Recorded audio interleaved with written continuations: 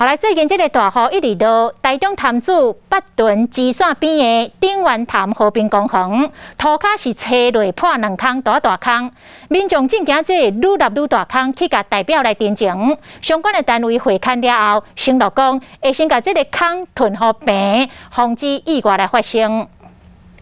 青色草坡顶熊熊出现一个坑，深度大约有60公分。这是台中潭子北屯支线边的顶源潭和平公园，连续几啊天落大雨，互这个草坡加2个坑。地方怀疑是因为路基挖坑的关系。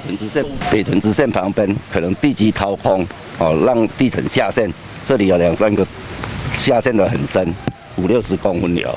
里长讲，顶源潭和平公园伫北屯管界支线边啊，平常时散步休困的民众真多。这几天的大雨，互河岸边的涂骹拢垂落。这个河段无做保护的工程，地方嘛怀疑是河岸防挖坑，找地方的民代来တင်情。